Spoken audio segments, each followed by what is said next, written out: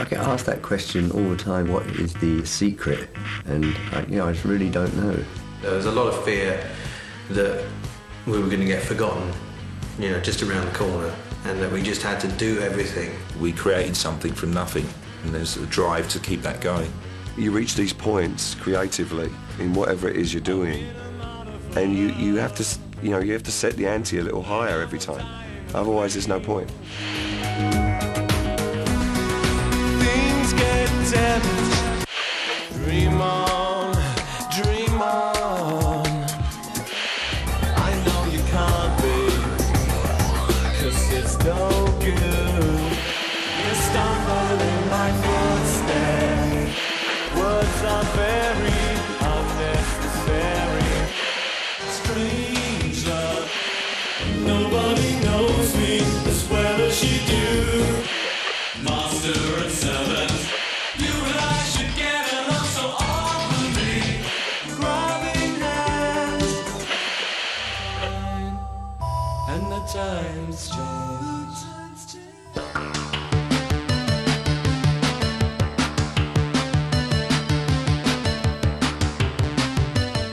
Capital Radio in London who really played it, and the feeling of the first hearing a song on the radio, it's the weirdest feeling. We were doing a TV show, and it was one of the very first TV shows we were doing up in I think it was Newcastle actually, and we heard it on the car driving to the station, and we just couldn't believe we were hearing our own record on the radio. New life, operating, generating. New life, new life. We sort of entered the charts, in the sort of 50s or whatever, and that was amazing. And #1 indie record of the year.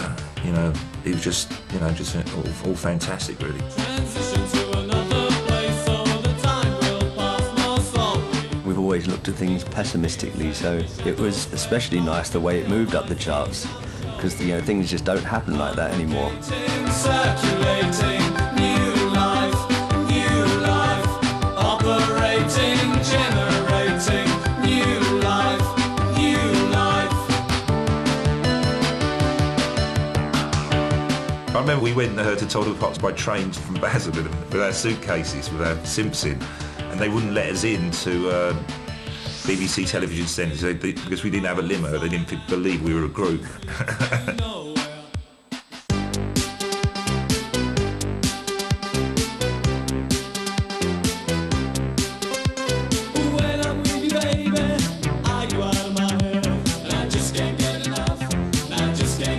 When I first heard Just Can't Get Enough, I thought it was absolute monstrous record. Fantastic, I love it. I absolutely love it. So Just Can't Get Enough to me was an obvious #1 record. It was going to be all over the radio. That's it, and the album's going to come out and go straight to #1.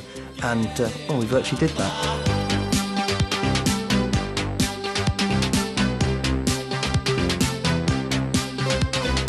It was very much geared into the clubs we were going to, a need to want to make music that used electronics, but that you could dance to and sing along to.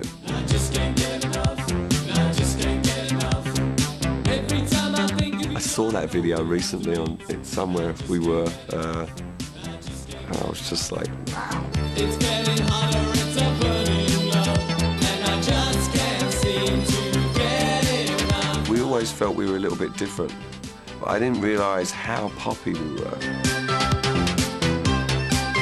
I felt vindicated when I put out Just Can't Get Enough, and it didn't sell. But the people that heard it, at Hurrahs or Danceteria or wherever, they all fucking loved it. And I knew that I had really signed a great, great band. Get enough. I just can't get enough. I just can't get enough.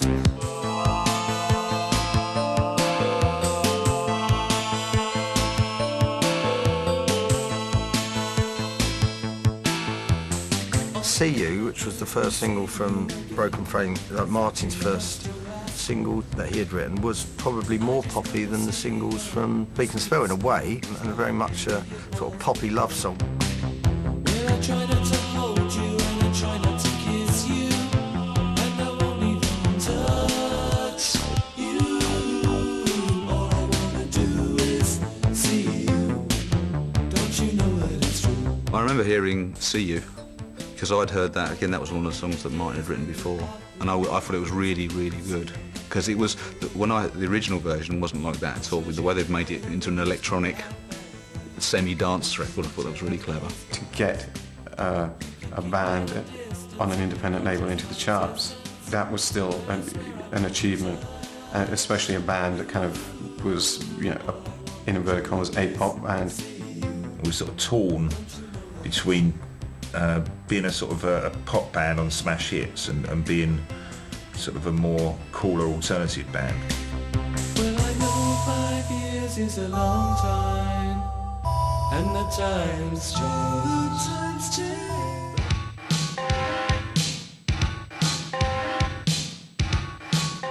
It's all part of a process where we were starting to grow up. Something that comes through on that record is a genuine enthusiasm and excitement. I think it was our first combined effort, including Alan, that sounded like sort of Depeche Mode sound was starting to emerge. Everything Counts was great because it was a hit single. In Germany, I think we had #1 with that for weeks, and everyone in Germany loved Depeche Mode, so it felt like, you know, we were on top of the world, really. The turning point of a career in Korea, being insincere. I wouldn't say it was completely obvious that it was going to be a big hit, but I think as we recorded it, we realised it was quite strong and, you know, lyrically a bit of a move forward, and it was received very well, you know, probably better than perhaps we expected it to be.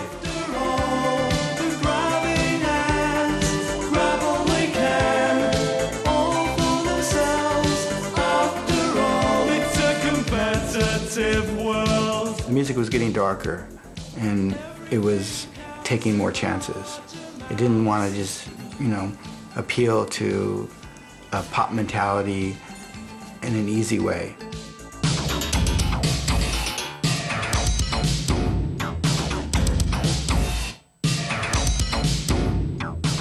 People Are People was made first, wasn't it? Before we even went, I mean, that was clear, that stood out. Everyone just thought, that is amazing, as a piece of, you know, mid-80s pop.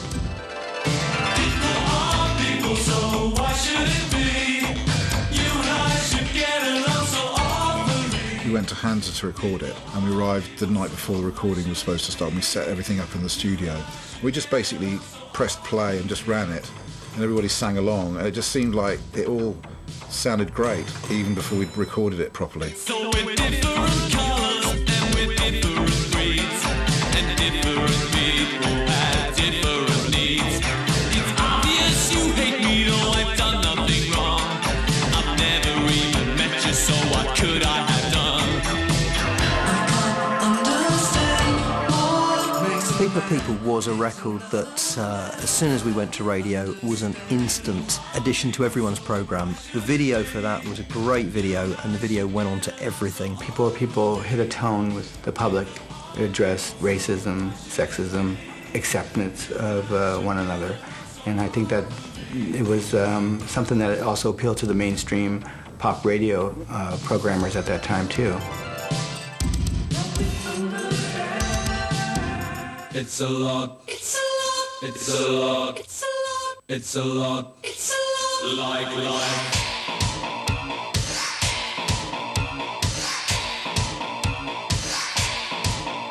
I suppose there's a bit of a reaction after the success of People Are People. Oh, we're going too poppy, Dan, you know, we've got to be careful, which is good, which is correct, you know.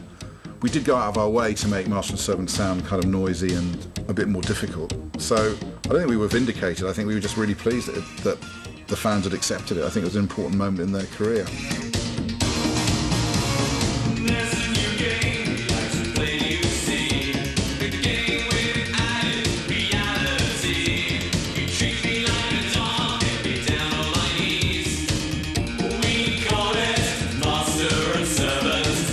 Martin was living in Berlin. We were going to like leather clubs and staying out late and getting a bit pervy and everything. Master and Servant, if you like, it was it's like a pop interpretation of that.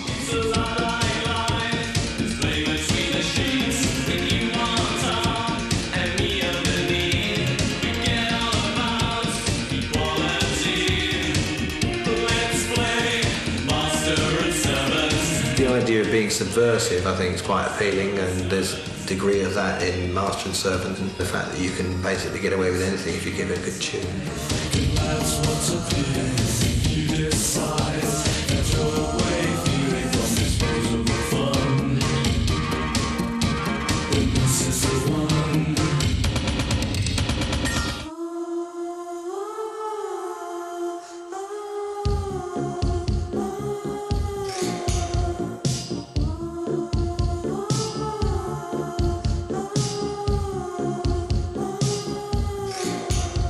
I think there was always an idea that Shake the Disease could somehow appear on the album, but the timing was all wrong.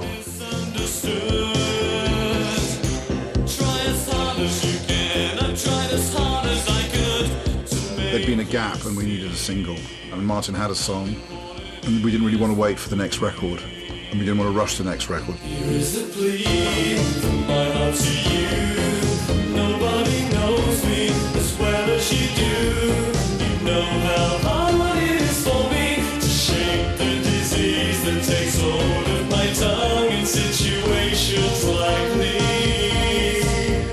That song was particularly hard to record. I don't know why. I just remember having a really hard time getting the vocals right on that record. You know, I particularly like that track. Yeah, we've been playing that one acoustically live on this tour, and it's one of my favourites. Understand me.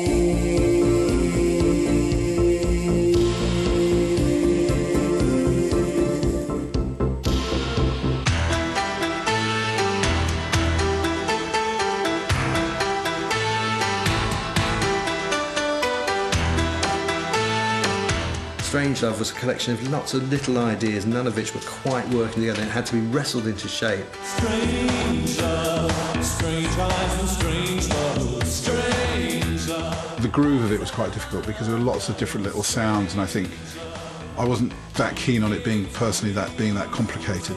Because Daniel likes to have his little singles babies anyway, we said to him, well, why don't you take it away and do a mix? And he actually simplified the bass line, I think, and a few other parts. Basically, he updated the whole thing for us.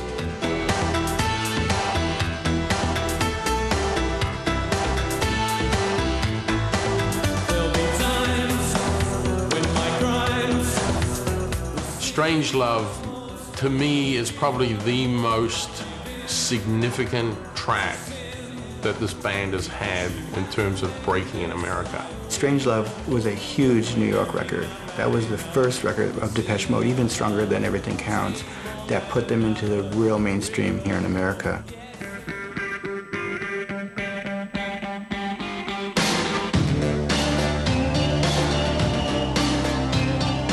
Some tracks come together very easily. Never Let Me Down, case in point. Absolutely came together. Everything you did worked. The guitar intro actually was an accident because it was, again, it's just down to the sequences we were using in those days. We had, that guitar was sampled and ran on the counting over the start of the track where it wasn't supposed to be, and we just all went, oh, that's just great.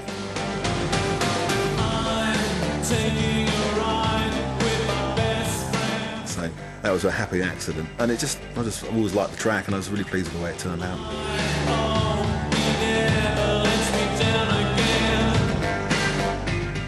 Well, Never Let Me Down, obviously, was a big song for us, and still is, you know, live. Never Let Me Down Again was a standout track, and it was especially effective when we played live. And you know, Dave often says that, you know, he doesn't know how he came up with the idea when we were playing at the Rose Bowl, but he just started like waving his arms in the air, and you know, the whole crowd just in unison started doing it back.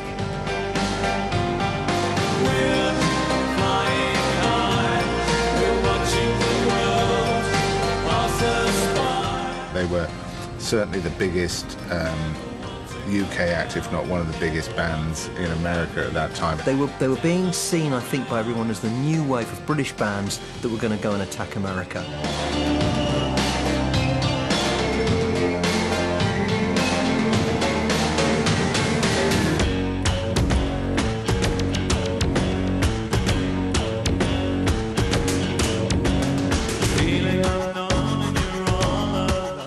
Personal Jesus was always going to be the first single. It stood out head and shoulders. Here's Depeche Mode, but not as you know them. We tend to, with the first single, put ourselves out there, you know, as making a sort of statement. We felt that it was a potential single, although we were very unsure about it because of the lyrical content. We were just, worried that, especially in America, it would be just not played on the radio.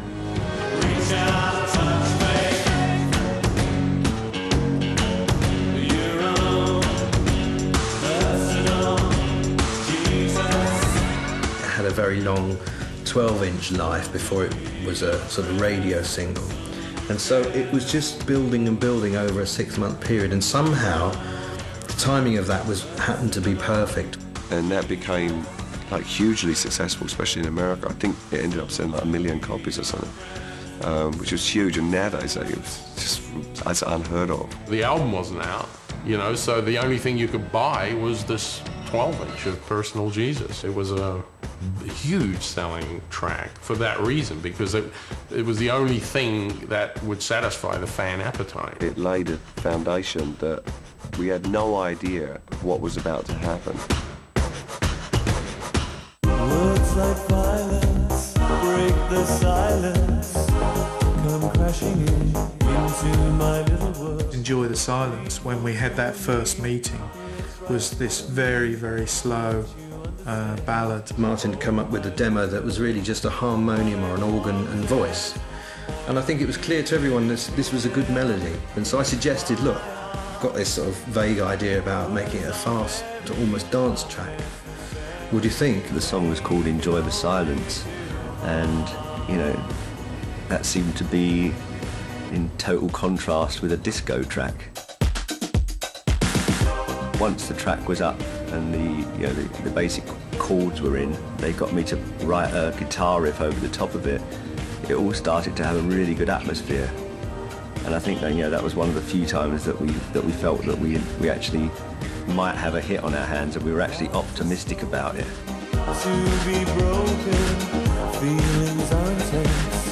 Everything up to, Personal Jesus, leading into Enjoy the Silence, to the album, and then the tour was perfect. All I ever wanted, all I ever needed is here in my arms. Words are very unnecessary, they can only do harm.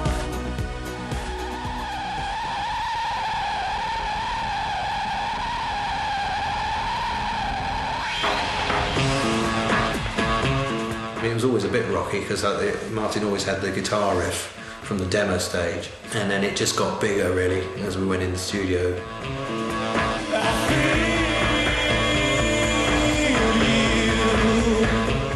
I think I Feel You became a lot darker and a bit more trashier, for the better.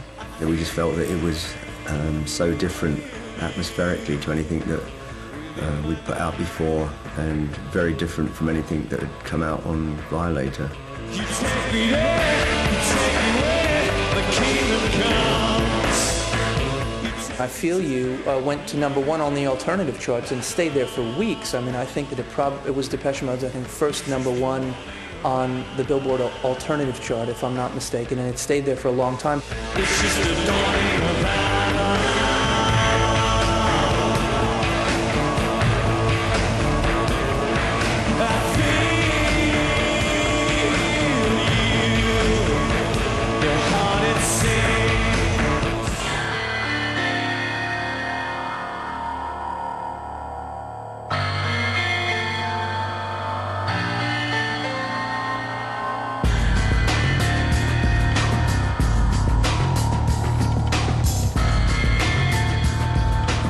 When we listened to the original set of Martin's demos, there was some very, very strong songs. I Feel You, Walking My Shoes, which everybody sort of felt was like one of the best songs Martin had ever written. I would say about the things that put me through, the pain I've been subjected to, but the Lord himself, oh, with blood. I remember we had a lot of trouble because the the verse was very similar to the bridge, and it was, the way it works on the record is fine, but it took us a while to get that to work. Now I'm not looking for absolution. The singles were difficult for radio, but by then we were at the point of this is a big band and you've got to play it and you can't not play it. So the demand for the band was still massive. I mean, this was the follow-up record and tour to what had been a massive, international record. You stumbled in my footsteps. Keep the same appointments I get. If you try walking in my shoes, if you try walking in my shoes.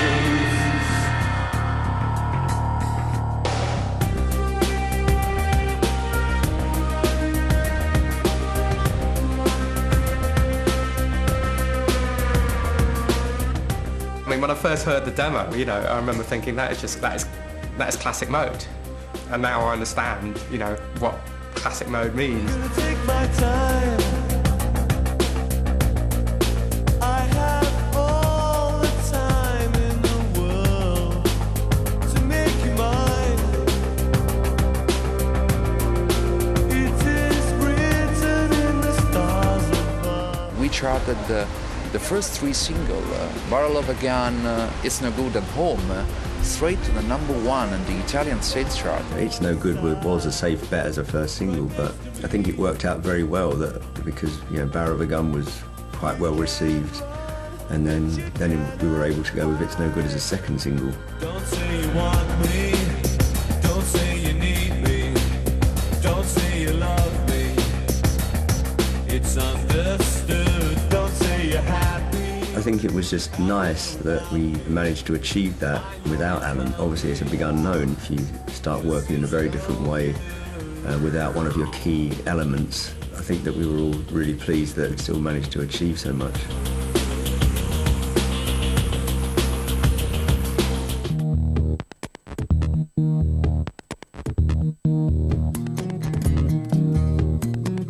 Dream On was, we felt, typical Depeche. We thought the vibe, you'd have thought I Feel Love was more commercial than Dream On. But you just kind of have to go with your gut with that stuff. It's just always good for us to release something that's different, especially as a first single from each album. Everybody knew quite early on that was going to be the single, and that was the key track. So I remember that one, and that one was quite well developed. And I think still that the guitar riff that's on it is from the original demo.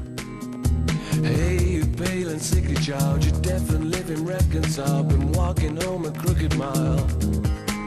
Dream On was just very different for us again. It was sort of like fairly acoustic and almost 70s sounding to me, or in some sort of odd way, with the harmonies and stuff.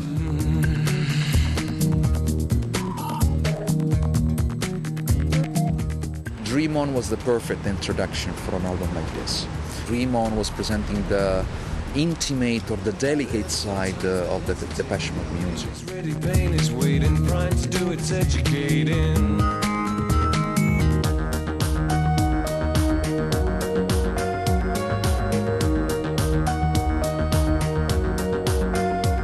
Precious changed very little from the demo. Basically, we made the song work with Dave's voice because Martin's demo was spot on, and it was a very personal song to Martin, that one. Precious and fragile things need special handling. I don't think there was any real even discussion about it particularly. It seemed very obvious from the start that should be the first single. They work together really well, I think. The fact that you've got what is essentially a very pretty pop song with quite shockingly personal lyrics on it. A lot of our songs do deal with subjects that are not exactly typical pop themes. Precious in particular, for me, is a song about my children because I'm in the middle of a divorce at the moment, and it's about them, what they must be going through. Things get damaged, things get broken. I thought we'd manage, but words left unspoken left us so brittle. There was so little left to give. Where were you when I fell from grace? empty space.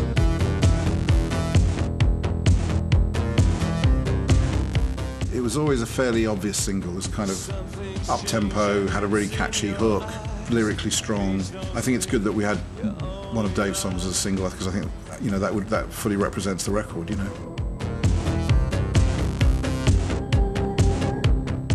Christian Eichler plays drums in the band, and Andrew Philpott, who's done a lot of programming in the past. We worked together in my little studio in New York and sort of bashed these ideas around. I don't sit down and sort of start a song from here and finish it here and then go, oh, that was good, okay, great, there's one in the bag.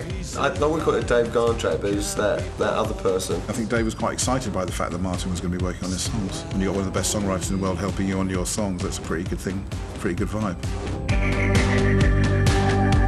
I just hang on, suffer well. I think it came from a phrase somebody said to him when he was sort of really in a bit of a state, and somebody told him to suffer well.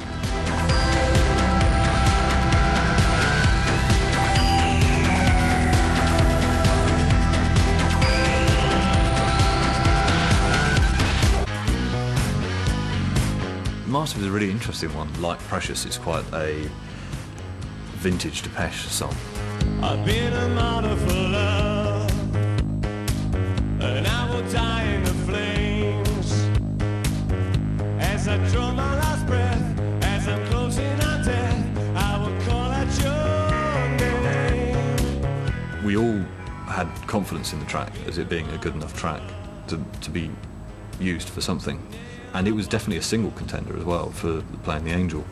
So it was quite an odd decision to say, well, actually, this isn't going to go on the record. It was a great track, but there was a balance on the record in it, and that threw it slightly off balance. I knew what I was letting myself in for.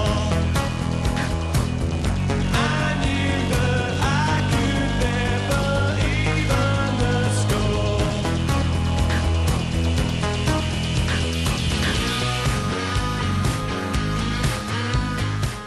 I like to quote that Dave said once. That he said that I'd made a 25-year career out of one subject. There might be two. Basically, he's right. The challenge has to be in the work, because it's no longer about anything else. We realised that still as popular as we was in 1981, it's a great feeling and feel very privileged. Must be nice. Sound like one of the royal family.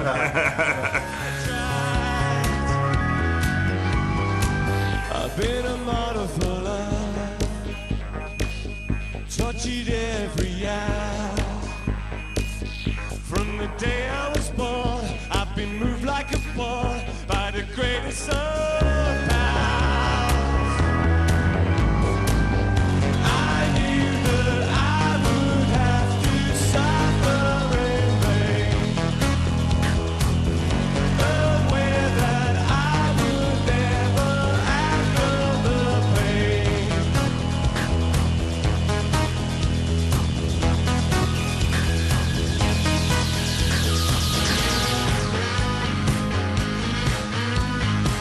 I've been a martyr for love.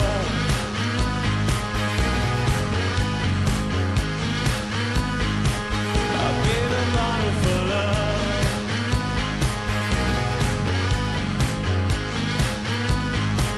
I've been a martyr for love.